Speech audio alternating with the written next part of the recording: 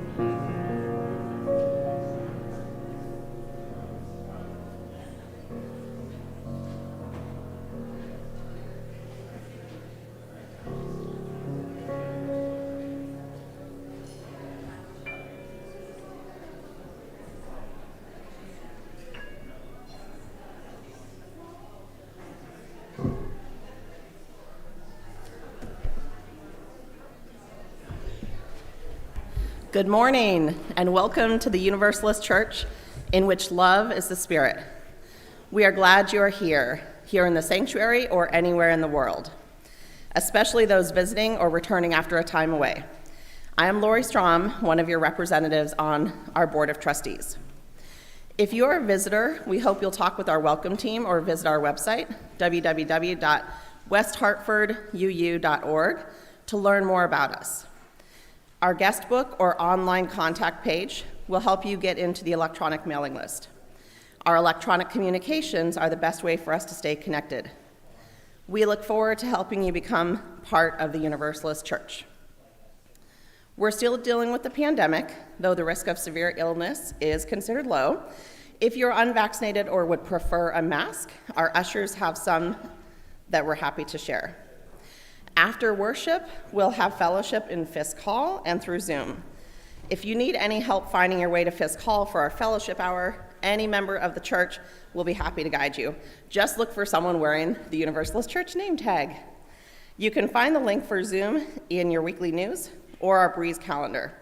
If you aren't getting the weekly news, please sign up for it on our website. We have a short announcement from Dr. Patricia McKee.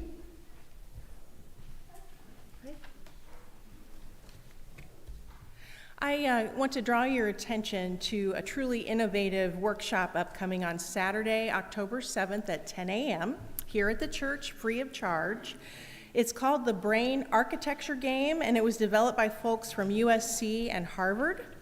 Longtime church member and educational consultant Norma Newman-Johnson will facilitate this fun tabletop game for adults that reveals surprising and important information about early brain development and how it affects our lives and society at large. Space is limited, so please email me to register. Today, we celebrate our church's 200th birthday with a program year kickoff celebration. Directly after worship, those of you who would like to go on a scavenger hunt with me are invited to stay in the sanctuary, and I'll be bringing the children back from church school into the sanctuary so parents can stay here to gather their kids. If you'd like to stay for the scavenger hunt, we'll start here. Otherwise, you can go on to Fisk Hall, where there will be other games and ice cream and an iced coffee bar, and it actually looks like a little carnival in there. It's adorable. So please stay for that. And also, prizes will be awarded. That's all I have to say. Thank you. And now, I invite you to take a moment to make your mobile phone silent, turn off your email, and put away your keyboards, and settle in for worship.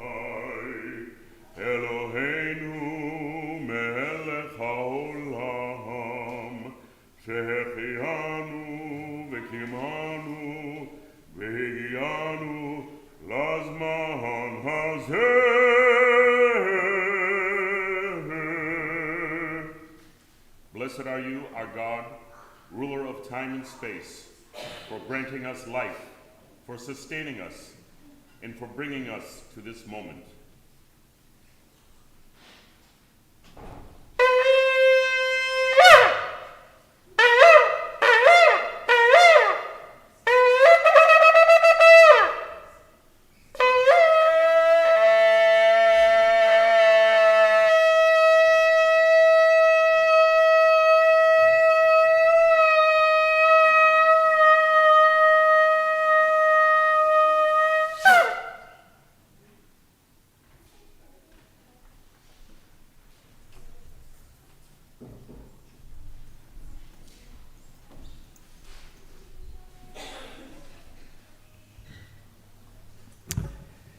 If you happen to have your home chalice as you're sitting in your home, please light your chalice with us this morning after being called to worship with our Jewish community.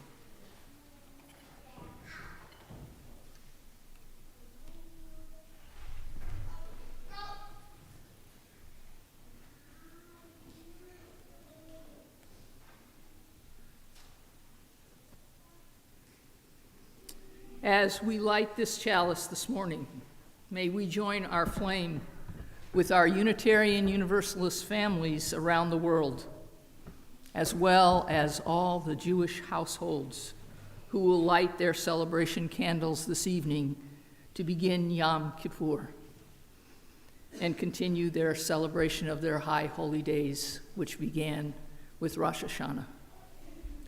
May this flame remind us that it is an unwavering light, a light that binds us one to another, reminds us to reach out our hearts and hands toward one another in action and in relationship building and repairing, in love and in trust.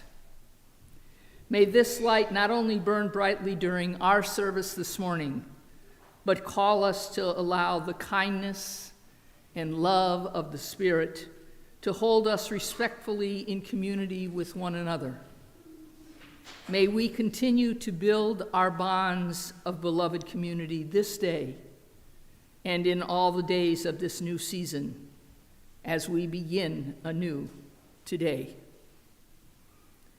Our opening hymn is hymn number 336 in the gray hymnal, All My Memories of Love. Please rise in body or in spirit in the sanctuary or wherever you may find yourself.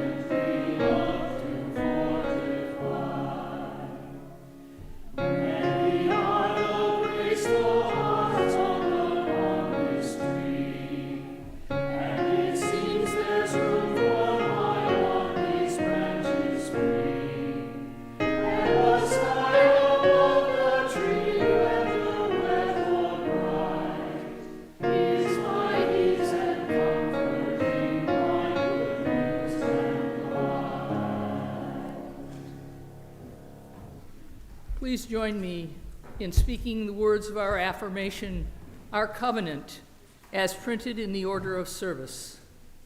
Love is the spirit of this church, and service is its law.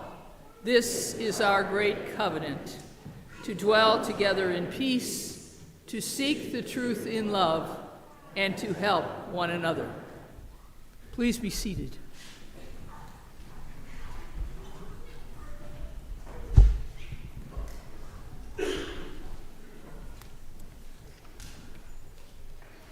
Our story today, Time for All Ages, is an adaptation of the book, Talia and the very Yom Kippur. Talia is a very young Jewish girl who loved spending time with her grandparents, especially in the early fall when their farm was filled with its special smells and tastes. Talia, would you like to help prepare the Yom Kippur breakfast for tomorrow? Asked Grandma. Wow, thought Talia. A Yom Kippur breakfast. She rubbed her tummy and answered, sure. Grandma put on her apron, took out the recipe, and said, first, we'll make a kugel. We need 3 eggs. You know where to find them. Talia ran off to the hen house. Yum, she thought, as she checked the hen's nests. Delicious, fresh, and warm eggs. She ran back to the kitchen and handed them very carefully to her grandmother. Now, we'll need some milk, said Grandma. You can help Grandpa milk the cow. Well, Talia was really excited, so she ran off to the barn to find Grandpa and the cow. At first, she held the bucket for Grandpa while he milked the cow. Then Grandpa showed Talia how to do the milking. As a stream of milk squirted into the bucket, Talia thought, yum, tasty, fresh milk. She took the bucket, ran back to the kitchen, and handed it to Grandma. Next, we'll need cottage cheese, noodles, raisins, sour cream, and sugar, said Grandma.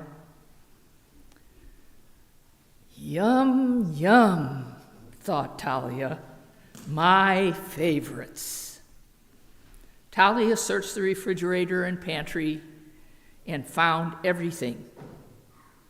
Grandma and Talia boiled the noodles and mixed in the raisins, sour cream, sugar, milk, and eggs, and then they put the kugel into the oven to bake. For the rest of the day, Talia helped Grandma cook. They made cookies and cakes and tuna salad and blintzes. Yum, yum, yum, as the smells wafted through the kitchen. I can't wait to eat all this food, said Talia. Grandma smiled and said, we'll have to wait. It's for Yom Kippur, for the break fast. But the next morning, Grandma gave Talia fruit and cereal, as usual, and the rest of the family didn't eat at all. Everything except for Grandma and Talia, everyone except for Grandma and Talia dressed for the day and went to the synagogue. Why didn't anyone eat? Asked Talia. All this wonderful food is here in the kitchen. It's a fast day, Grandma explained.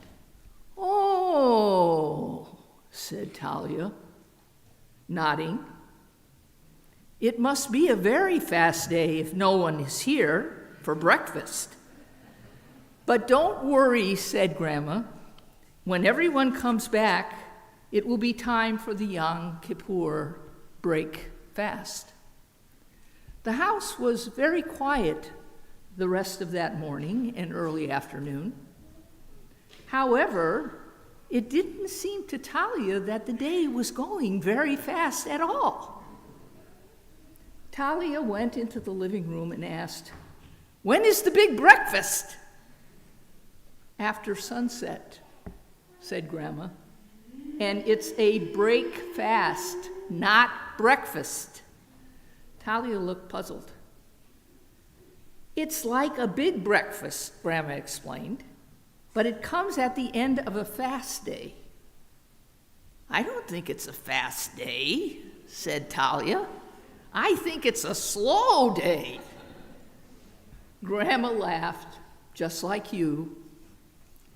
"A fast day is a day when people don't eat anything," she told Talia. "On this holiday, Jews fast and pray and think about how to be better people." "That doesn't sound very yummy," said Talia. "I thought today was Yom Kippur. I thought it was going to be delicious." "It's Yom Kippur," said her grandmother, "but it will be delicious. Just wait." So at sunset, Talia carried napkins, silverware, dishes to the table, and she set out plates of bagels and pitchers of juice. Grandma took the rest of the food out of the refrigerator. "Yum," they all said together when evening and everything was ready. Thanks to Talia and her grandmother, the entire family truly enjoyed a very sweet, as Talia originally thought, Yom Kippur. And that is our story for today. Please help sing our children out by singing hymn 413, Go in Peace, in your gray hymnals.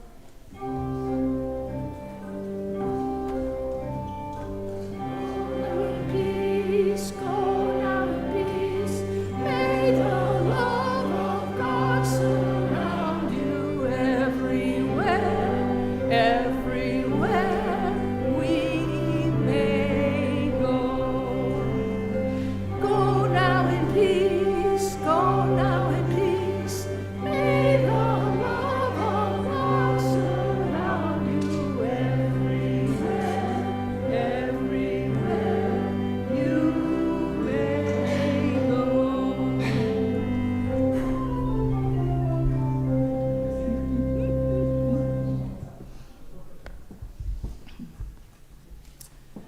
The voluntary offering, the sharing of our resources for our shared work as a community, is a spiritual practice for us. By offering your time, talent, and treasure to this community, you help us serve the members, friends, and wider community of this congregation. As part of that service, we share our general offering each week with organizations that do work in the world that brings us ever closer to becoming the beloved community we aim to be. This month, we share our offering with the National Council on Black American Affairs, acronym NCBAA. The National Council on Black Affairs evolved over 30 years ago, during a time of great social, political, cultural, and educational change in the United States. We're now in 2023, and those same things are true. African Americans and other political groups that were traditionally underrepresented were enrolling at that time 30 years ago in increasing numbers. The National Black Council on Black American Affairs serves as a collaborative voice, promoting the academic success of African American students, faculty, staff, and administrators.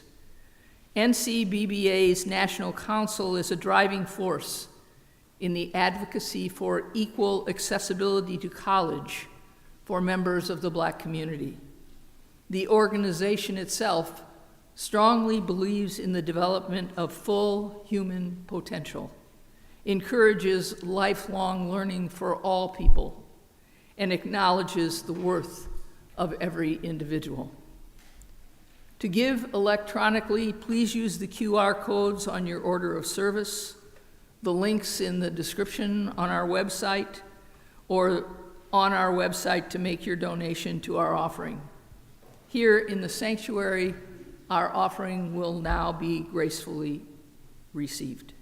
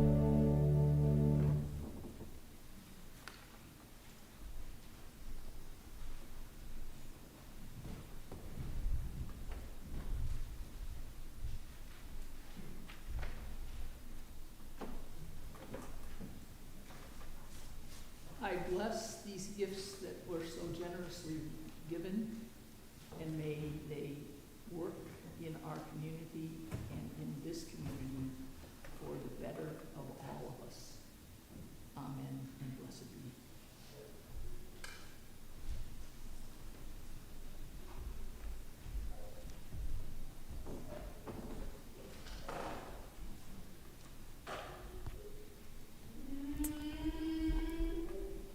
Now I ask you to please rise in body or spirit as we speak our congregational reading.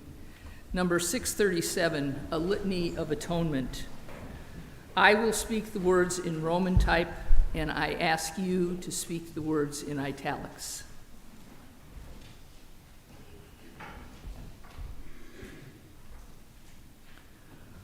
For remaining silent when a single voice would have made a difference.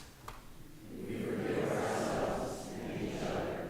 We begin again in one love. For each time that our fears have made us rigid and inaccessible. We forgive ourselves and each other. We begin again in one love. For each time that we have struck out in anger without just cause. We forgive ourselves and each other. We begin again in love. For each time that our greed has blinded us to the needs of others. We forgive ourselves and each other. We begin again in love. For the selfishness which sets us apart and alone. We forgive ourselves and each other. We begin again in love.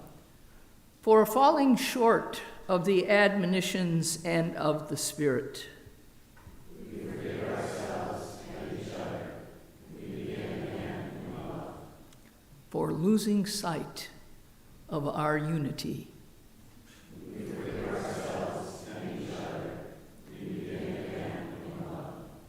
For those and for so many acts, both evident and subtle, which have fueled the illusion of separateness. We forgive ourselves and each other. We begin again in love.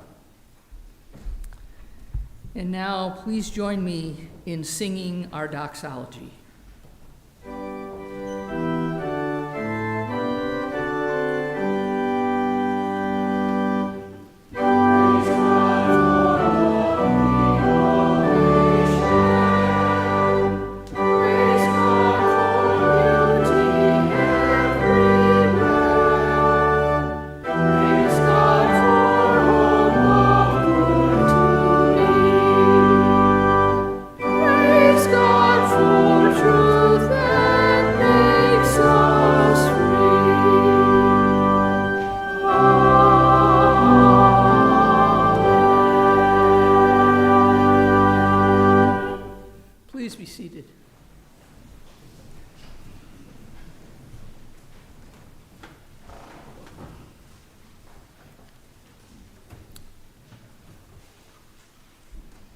This morning's pastoral prayer calls to mind a few people from our congregation and asks us to extend our awareness to those beyond it. From our congregation, Julio M. Jr. is still struggling with heart issues. He went from Jerome Home back to Hartford Hospital in the past week and then back to Jerome Home at the end of this week. He so appreciates hearing from you. I can tell you that because I've been with him and his kids. He continues to work on his rehabilitation, and the hope is that he will move from Jerome House back to his own home. Sophie E. asks that we remember her late Farfar, her grandfather, Sven Olaf. The one-year anniversary of his death was this past August, and his memory is a blessing to all who knew him. Susan W.'s older brother, Morris E. Belt Jr., died suddenly last weekend in Houston. Known as Skip to all his family, friends, and acquaintances, he was a great guy who will be deeply missed by everyone who knew him. In our wider world, Libya is still struggling with the results of the torrential rains caused by Storm Daniel the night of September 10th. The eastern Libyan city of Derna was hit exceptionally hard.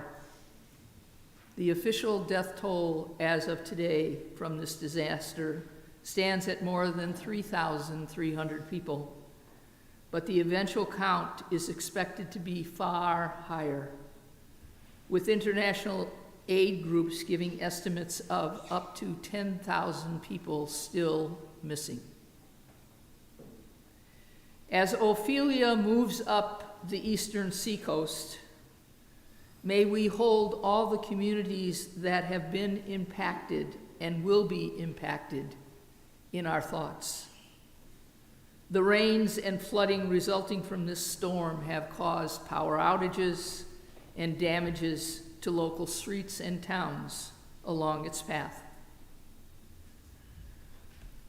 So with all of those, and with those things that are in your hearts and souls this morning, I ask you to close your eyes and pray this prayer with me this sacred day. The sources of our Unitarian Universalist faith include Jewish teachings. The community of our faith includes our members, our friends and family who are of Jewish background. And so we note that Yom Kippur begins this evening. This is the holiest day of the Jewish New Year. It allows for all to examine their interactions with one another. In this moment, we have the option of looking fresh at the ways we continue to be, setting aside old ways, seeking forgiveness and acting to restore relationships that may be broken or lost. This continuing start of our congregational year is a time to examine how we will move forward together, how we will serve what we know to be sacred, how we will open ourselves to the gifts that this new season and cycle of life will bring. In this new season, may we offer forgiveness to those who have wronged us and find it offered to us as well. May we offer compassion and mercy to those who have suffered and find it offered to us as well. May we offer blessings of wisdom and sweetness, love and joy, and find them offered to us as well. Shabbat, Shabbat Batan. May this be a wonderful Yom Kippur and new season of right relations for all of us. Shalom. Amen. Now please join in singing Spirit of Life.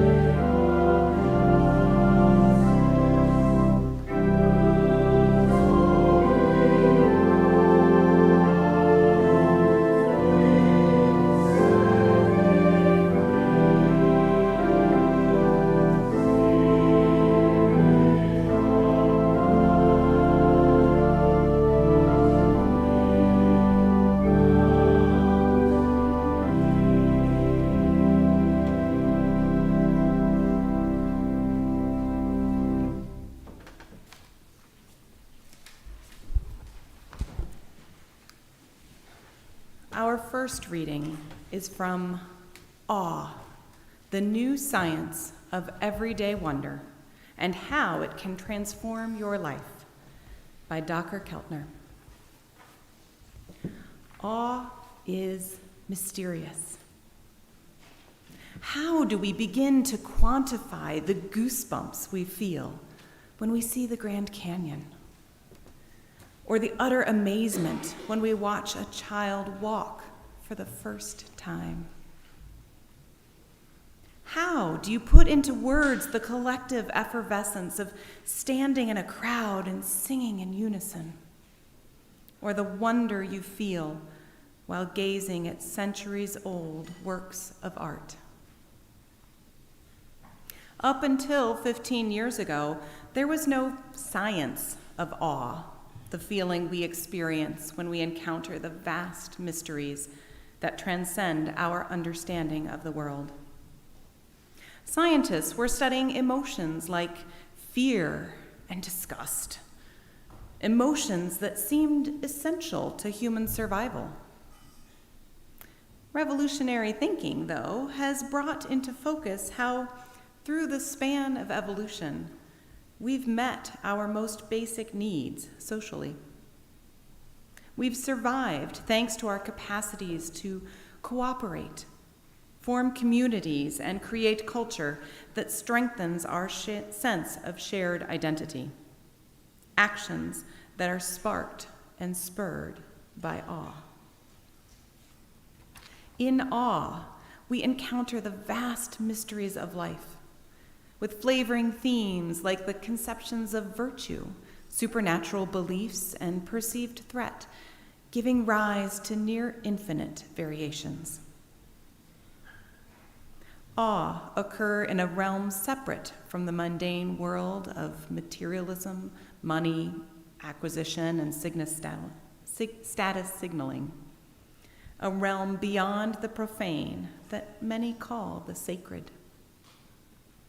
In our daily lives, we most frequently feel awe in encounters with moral beauty, and secondarily in nature and in experiences with music, art, and film. People experience awe 2 to 3 times a week. That's once every couple days. They do so in finding the extraordinary in the ordinary. A friend's generosity to a homeless person on the streets. The scent of a flower. Looking at a leafy tree's play of light and shadow on a sidewalk. Hearing a song that transported them back to their first love.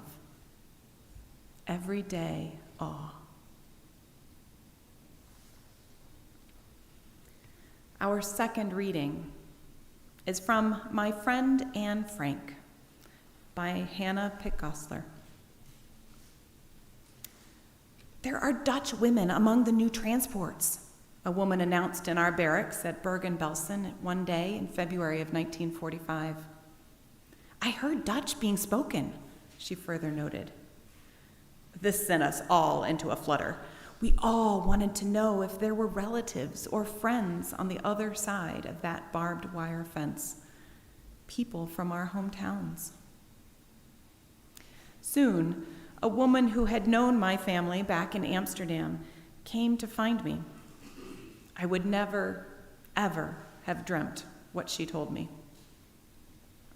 Anne Frank was among the Dutch women and girls on the other side of the fence.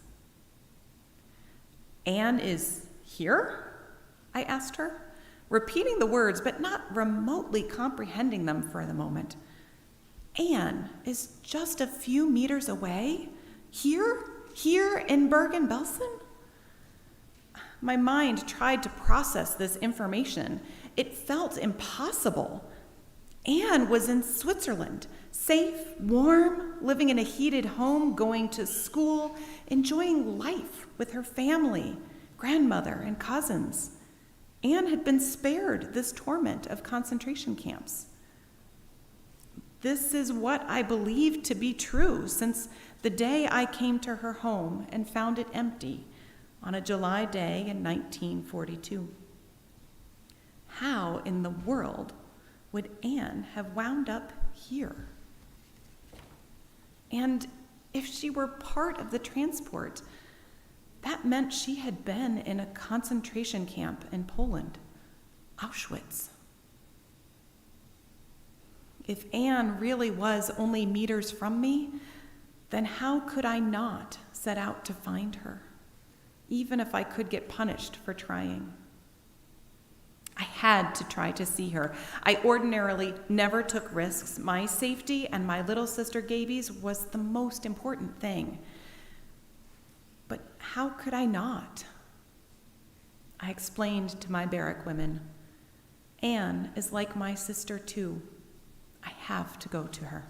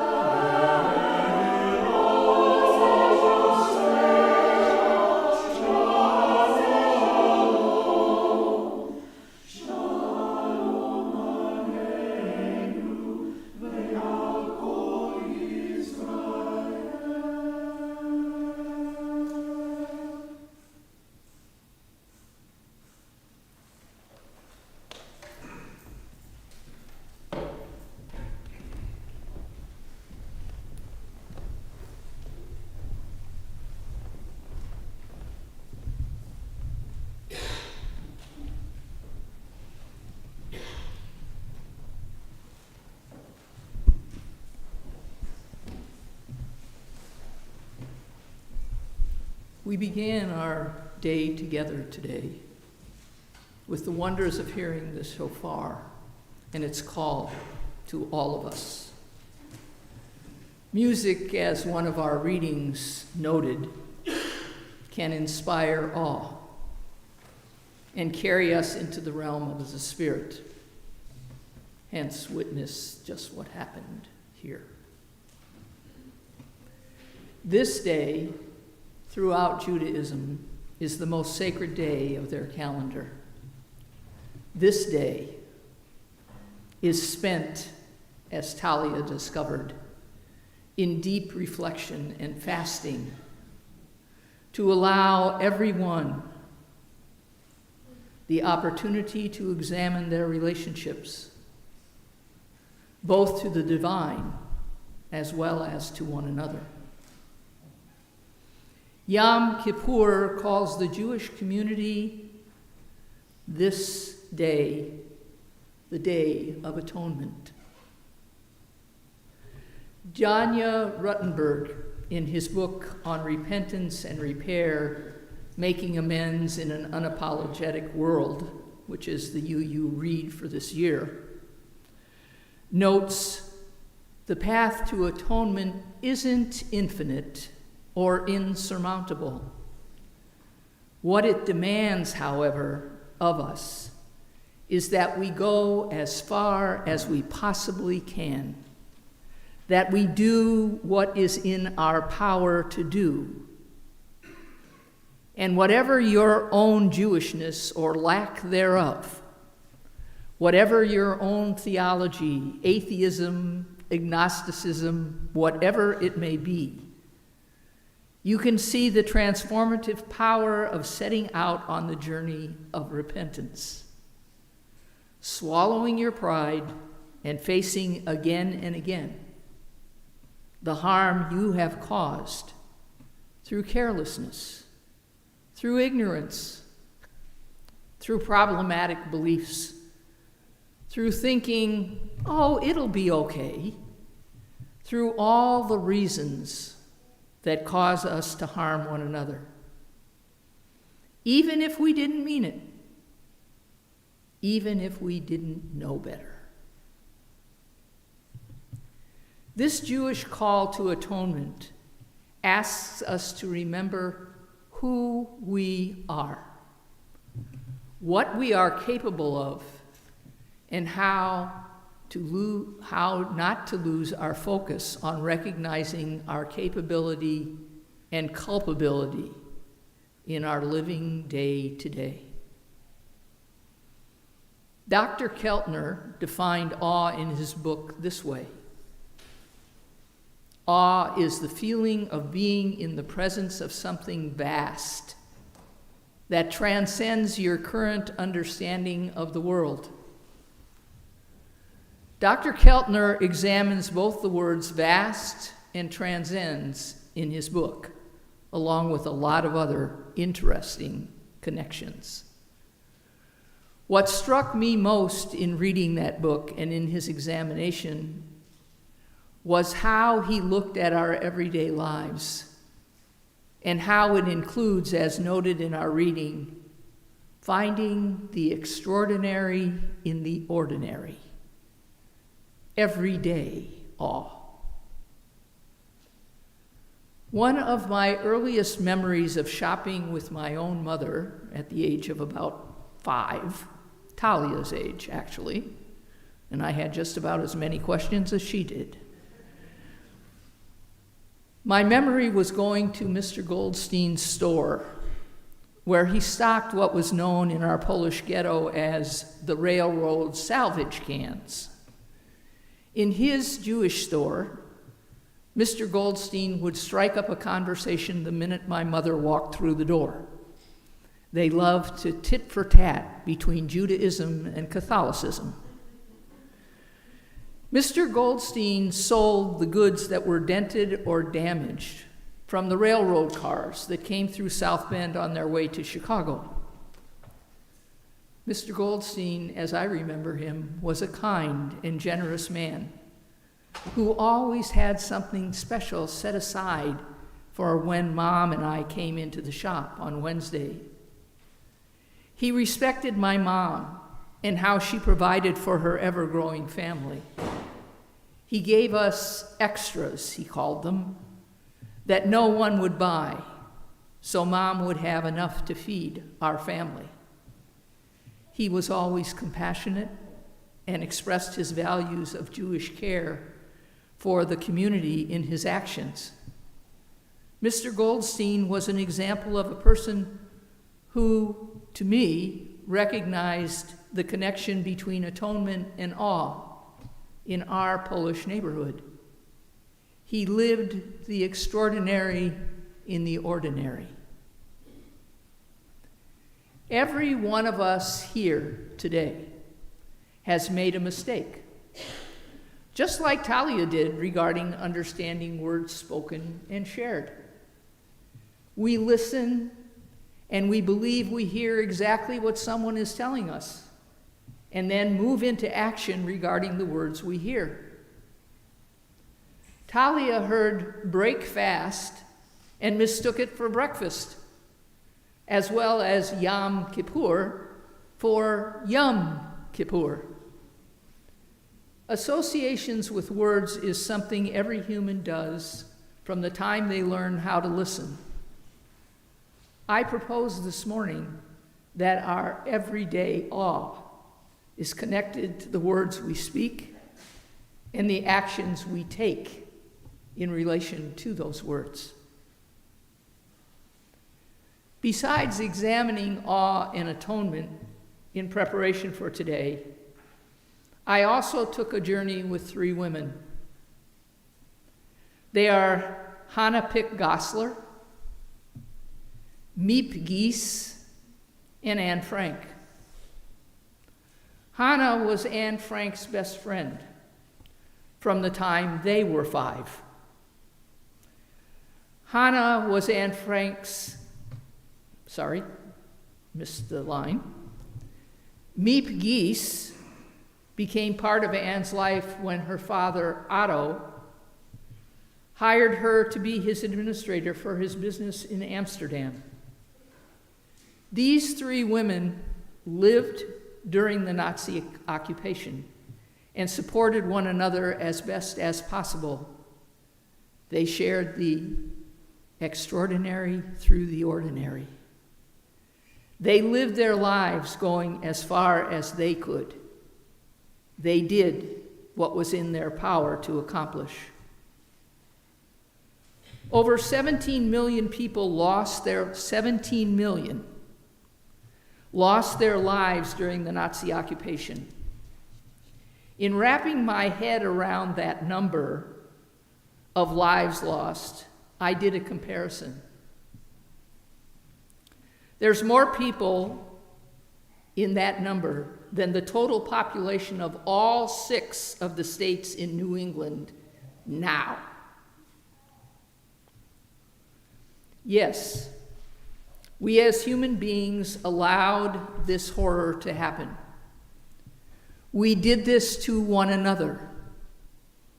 We can and do act in ways that truly are unfathomable and way beyond reasonable. In honor of Yom Kippur, I wish to share with you excerpts from each of these women's stories. I ask that you listen to their words and understand how awe underscores our willingness to atone for behaviors that do not allow us to be the persons we wish to be in relation to all those who are part of our day-to-day lives. This is from Anne Frank's diary entry on November 27th, 1943, close to Thanksgiving. Dear Kitty, which is how she addressed all her entries. Yesterday evening before I fell asleep, who should suddenly appear before my eyes but Haneli? I saw her in front of me, clothed in rags, her face thin and worn. Her eyes were very big, and she looked so sadly and reproachfully at me that I could read her eyes. Oh, Anne, why have you deserted me? Help. Oh, help me. Rescue me from this hell. And I cannot help her. I can only look on, how others suffer and die, and must therefore sit idly by and can only pray to God to send her back to us. I just saw Haneli, no one else, and now I understand. I misjudged her, was too young to understand her difficulties. She was attached to her best friend, and to her it seemed as though I wanted to take her away from that friendship. What the poor girl must have felt, I know. I know the feeling myself now so well. Yours, Anne.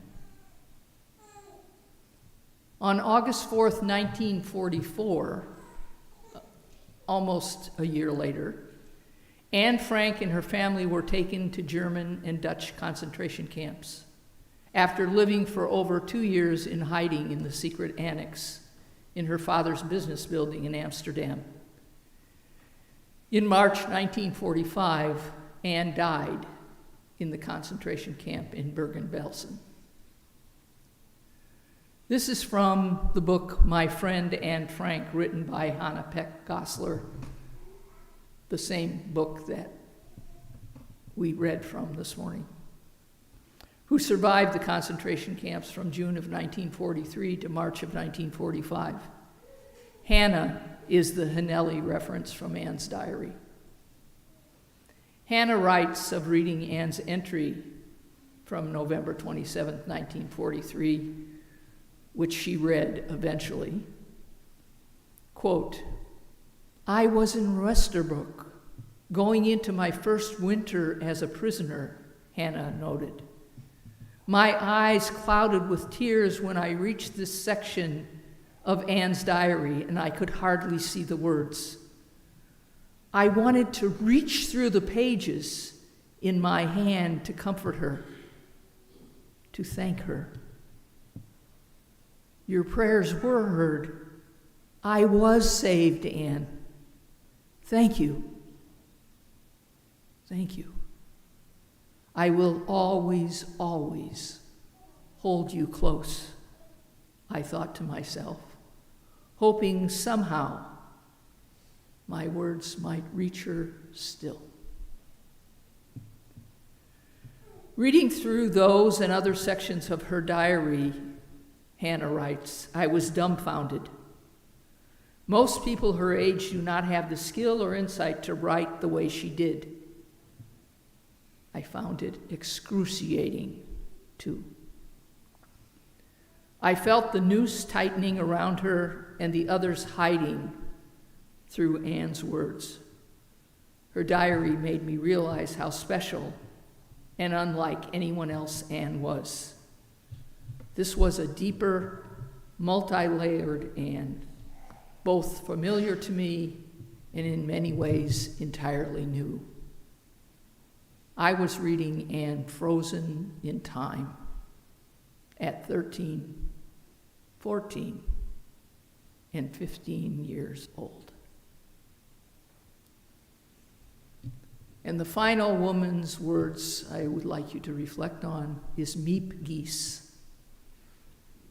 Miep worked for Otto Frank, Anne Frank's father, beginning in 1933, shortly after he immigrated from Germany to Amsterdam to escape the Nazis. Miep supported the family while they were in hiding from 1942 until their arrest on that August day in 1944. Miep was the person who kept Anne's diary hidden until she hoped someone from her family would return to Amsterdam. Quote, again and again, Otto would say to me, Miep, you must read Anne's writing. Finally, in 1947, after the second publishing of the diary, I gave in to Otto's insistence. I said, all right, I will read the diary, but only when I am totally alone. I read the whole diary without stopping. From the first word, I heard Anne's voice come back to speak to me from where she had gone.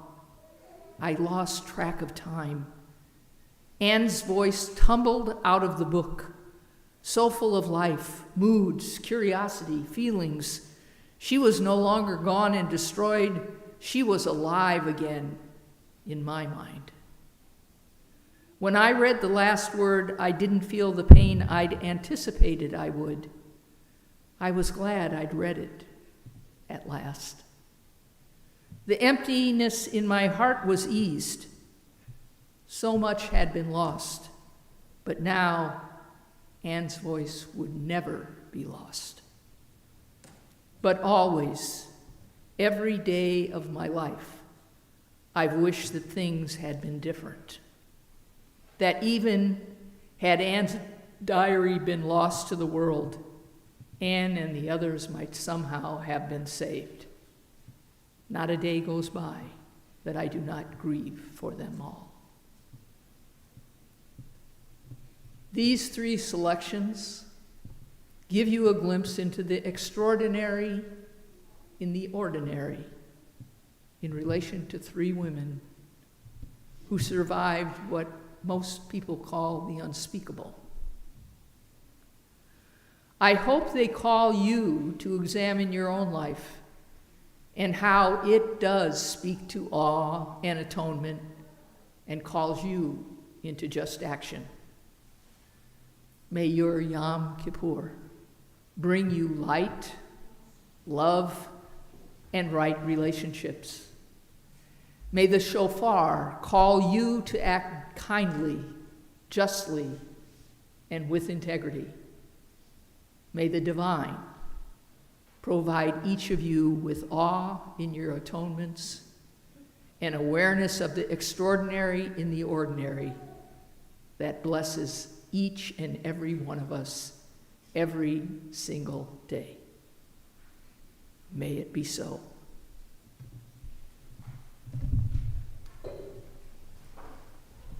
Please join now in singing closing hymn 415, Evanu Shalom Alakayim.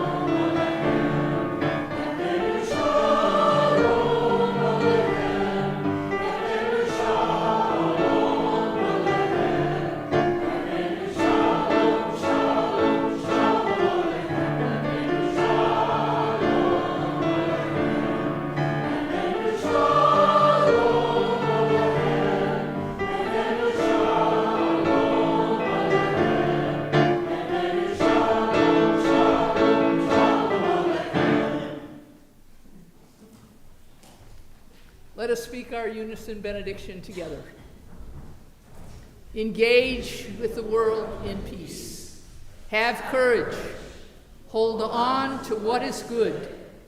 Return to no person evil for evil. Strengthen the faint-hearted.